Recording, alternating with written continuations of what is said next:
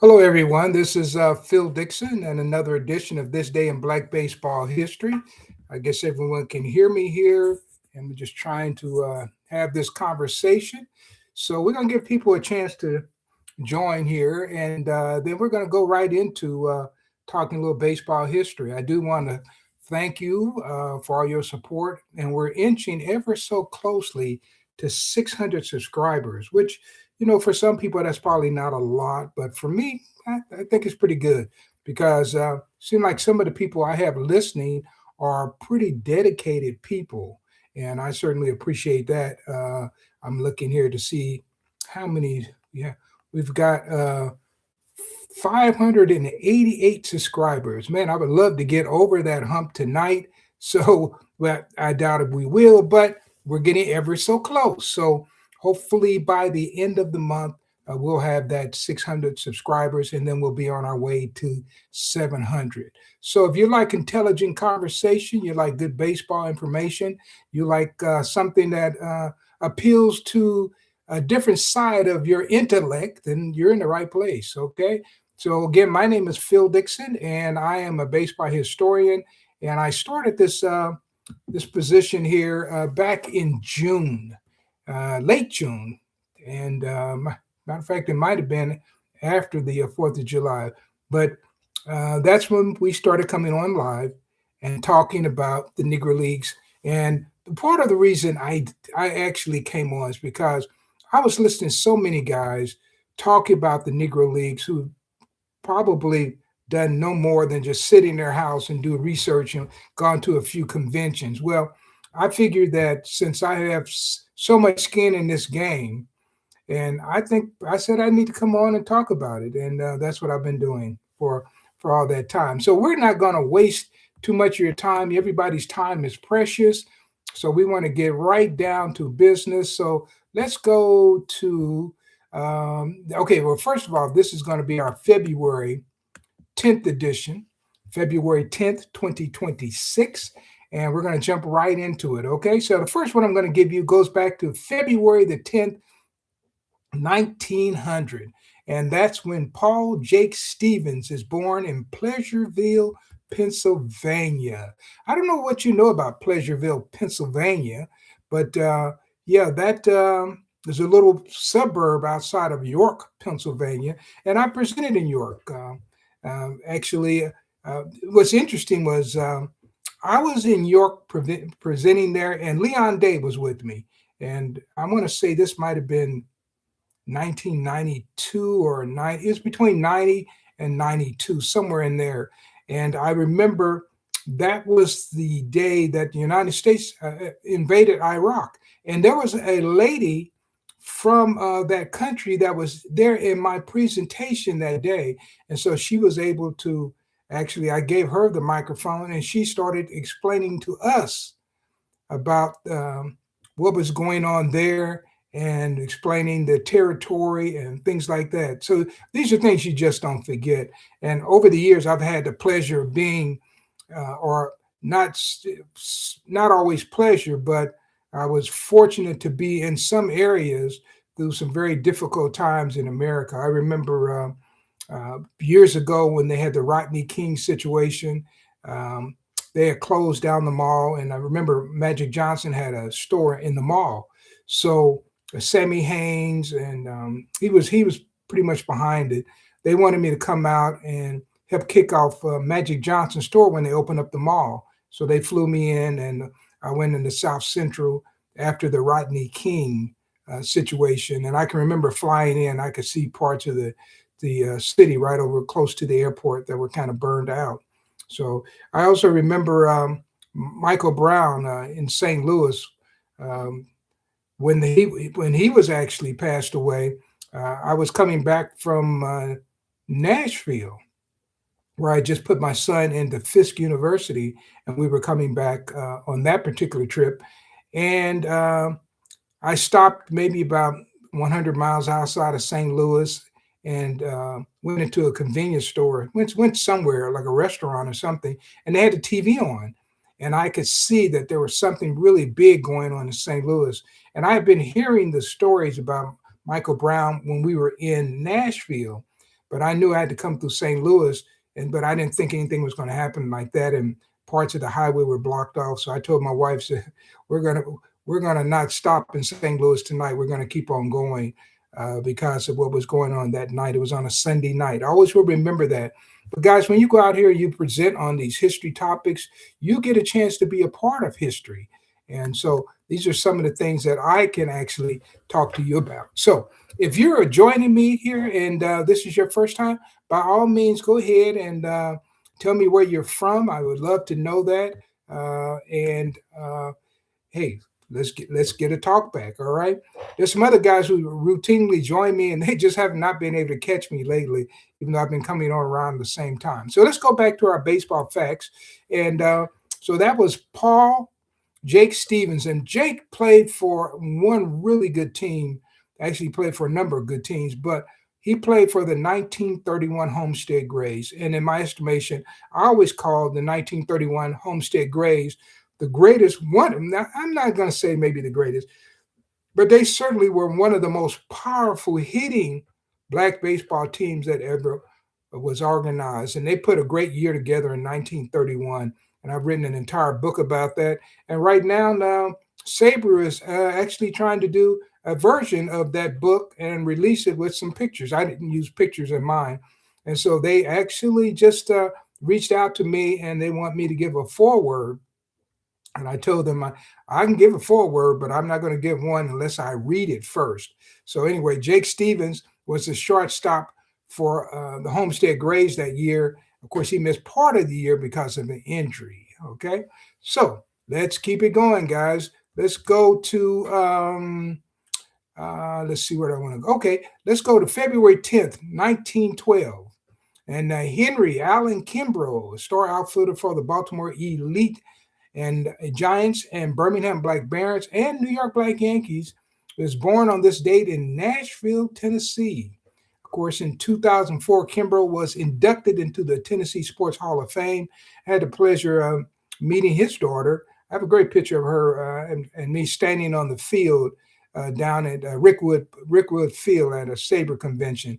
And she did a lot to help her dad get into the Hall of Fame there in Tennessee. And she's worked to get other people in too. Tom Wilson recently got in, and I need to reach out to her again because a couple of people I would love to see are Larry Brown and then also Bruce Petway, almost like immediately. Now, there's other guys too, but those are two players I feel have just been overlooked. And many ball players have been overlooked in these Hall of Fames all over the country.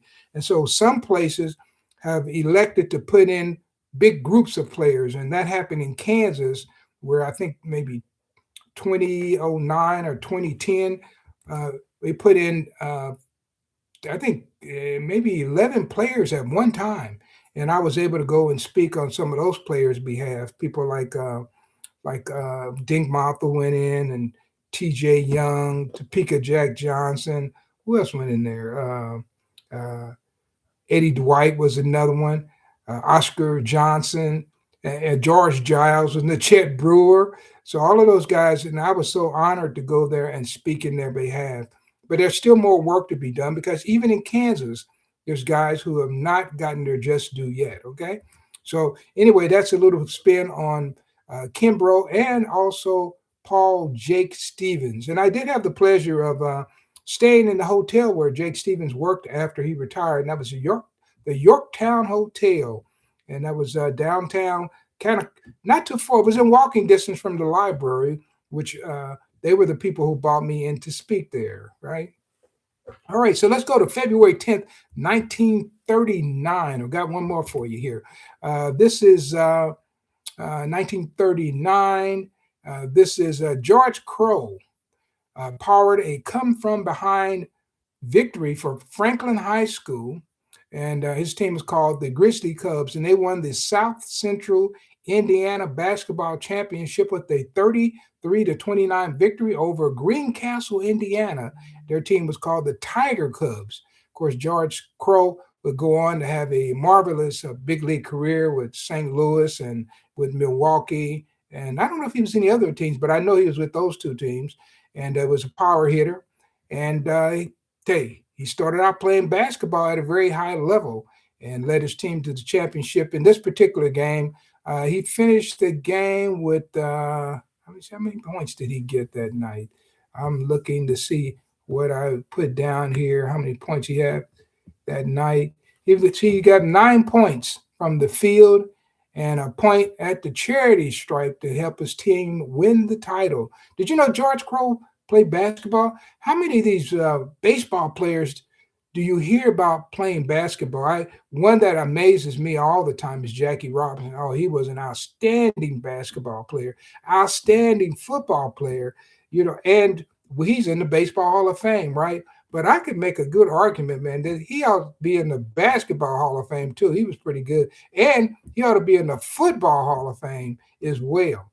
He was just a great multi-sport athlete. Jackie Robinson, man, how do you overlook some of these people? So somebody's coming in here. Great live stream, Phil. Thank you very much. Hey, let me know where you're joining from. I might have a fact or two. Maybe I visited your area there. All right. Appreciate that so much. Your support is very important to me. So let me keep it going, guys. Okay. Now I'm going to say this. This is one of my own little selfish history notes that I have to put in. And this goes back to February 10th, 1936. My former baseball coach, Sherman Roadblock Jones, is drafted by the New York Mets from the Cincinnati Reds as the 34th pick in the 1961 expansion draft. And then Jones was born in Winston, North Carolina, later moved to Kansas City, Kansas. And that's where I began playing my baseball. Actually, I started in Kansas City, Missouri. And then I came back to Kansas. And he was the first time I actually put on a uniform. Sherman Roadblock, I can't say it now. Sherman Roadblock Jones was the manager. That was down at Turner House in Kansas City, Kansas. And we used to play at a place called Athletic Field there off of 10th Street. And so that's not too far from Heathwood Park, where I would later play. And so anyway, when you get your big league, when you get your little league experience from a big league ball player, man, you're on your way. And because of these people that I met along the way, that is the reason why I love baseball today. I'm just going to tell you the truth. They made me love baseball because they love baseball and they love giving back. And so that was Sherman Roadblock Jones. And if you want to check, he's in the 1961 Topps baseball card set. I think he's with the San Francisco Giants in that particular set. So that's Sherman Roadblock Jones. And so he didn't have a long major league career. He had a lengthy minor league career, but he was a great guy. And he lived in an area called Brentwood. And Brentwood was an area that was the local black bank, which was Douglas State Bank, financed it. And I played for Douglas State Bank's baseball team. And they built this whole area called Brentwood and built a house. It was a black community. And many of my teammates lived in Brentwood, and it is still there today. And so if you're anywhere near Kansas City, Kansas, you will know about the Brentwood community off of 34th Street. Yeah. So, all right. So that's one of my own selfish little this day in black baseball history. You always try to squeeze some of your own self in here. So anyway, let's give it another one. February 10th, 1950. You probably heard of this guy, but you probably didn't know he was doing funny stuff with basketball, but his name was King Tut. And he was with the New York Broadway Clowns. And of course, they won a game there at New Philadelphia, Ohio by the score of 45-42, playing before a crowd of 500 spectators at the Welty High School gymnasium. And according to the New Philadelphia, that's New Philadelphia, Ohio Times Democrat, or Daily Times or whatever, the show put on by the Clowns has not been equaled in this area for quite some time, the newspaper said, as King Tut and Juggling Joe Taylor, evidently carried a guy who was doing a lot of juggling with them, and he said, added plenty of entertainment to the game itself, and their laughs provoked plenty of antics. So anyway, people were excited that King Tut. Now, most people would know King Tut from the Indianapolis Clowns, but these guys had to work year round because the money they had in baseball wasn't that great. So they're working year round. So King Tut is around with traveling with basketball, and many of these um, baseball players went on to play basketball and professional football, and I even know one guy, Harpo Galloway, who played professional hockey. So all right, so let's go. I have just a couple of more that I just want to come through here, and let's see which one I want to take. I want to take this one. February 10th, 1955, McKinley Bunny Downs has been named as the new manager for the Indianapolis Clowns to replace Oscar Charleston, who passed away shortly after the 1954 season ended. Of course, you can find pictures online of Oscar Charleston in his Indianapolis Clowns uniform right at the end of his life. So, this announcement was made from Terrytown, New York, by owner Sid Pollock. And a little bit of information on Downs. Well, he began his professional career back in 1913 with the Nashville Giants. Now, you notice I'm wearing, I'm going to stand, let me stand up and show you this here.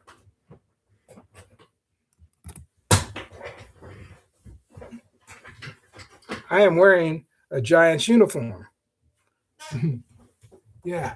And the reason why I have these Giants uniforms, these are all custom made because so many of the black teams were called the Giants. And so I've been touring the country with a program called the Giants, where I've educated people on the Giants from their town. And I've taken this all across the United States and really have informed and educated people on this legacy of black baseball and this name, the Giants. So that's where he started off with the Nashville Giants. And then he subsequently played for the Louisville White Sox, the Indianapolis ABCs, the St. Louis Giants, the Atlanta City Baccarat Giants, and for Ed Bolden's Hilldale Derby Daisy team for a number of seasons. Yeah, that was McKinley Bunny Downs. And if you find my book, The Negro Baseball Leagues, A Photographic History, you will see that I kind of highlighted some things on McKinley Bunny Downs. Actually, when I was writing some things about this team back in the 80s, 1988, I was writing some things and doing some heavy research on Bunny Downs, and my daughter was born. And so I nicknamed her Bunny. And so that's how she got the nickname from Bunny Downs. And most people wouldn't know that. But yeah, that was the origin of the nickname. And so anyway, Downs ended up hurting his shoulder in a game at Pittsburgh's Ford Field, and that ended his career as a player. And then he went into management, and he led teams like the Schenectady Black Sox. I've been to Schenectady, and the New York Colored Giants. Of course, I've been to New York. And how about the Norfolk Tars of Virginia? And how about the Mobile, Alabama Black Shippers? Been to Mobile. I haven't been to Norfolk, though. And he eventually became business manager of the Indianapolis Clowns. And in 1955, he was announced and made manager of the Clowns. And so, how many of you know much about McKinley Bunny Downs? Man, that's a name that, boy, I don't know how often he's mentioned outside of these baseball circles. But yeah, he was a player to be reckoned with at one time, infielder. Yeah, and if you ever see him, he's real light, fair skin, and so he's easy to spot on team pictures. Has kind of round face, and so that's McKinley Bunny Downs. So, guys, that's about it for me tonight. Um, if you're picking up these broadcasts, and many people are after the live, by all means, guys, go ahead and share them. And I'm just going to tell you, I am trying to get to that last 12 people. Is it 12 people? Since I got 588, we need 12 people to get to 600, to get that 600 subscribers. So I'm going to be working on that this all the rest of the week.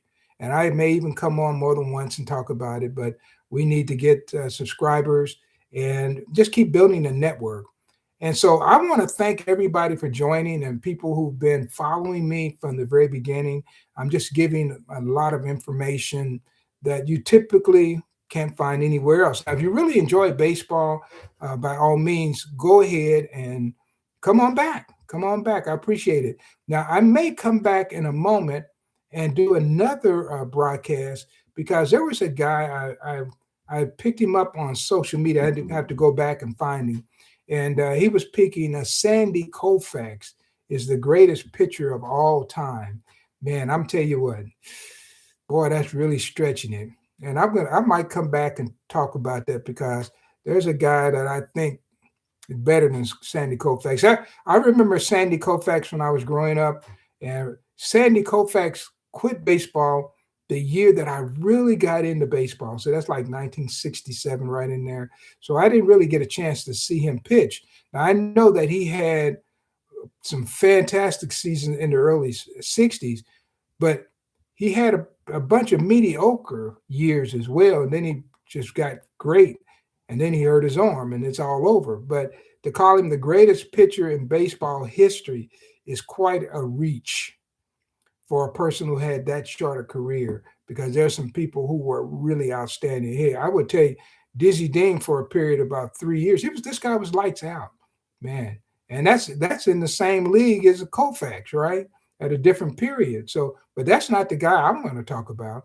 I'm going to talk about somebody else. So I may take a quick break, and then maybe bounce back in and talk about that. Also, yesterday I gave a short conversation on Joe Black, who I knew, and I kept in the broadcast, I kept wanting to call him Joe Lewis. I couldn't figure that one out. So if you heard that broadcast, please forgive me for calling Joe Black Joe Lewis. All right.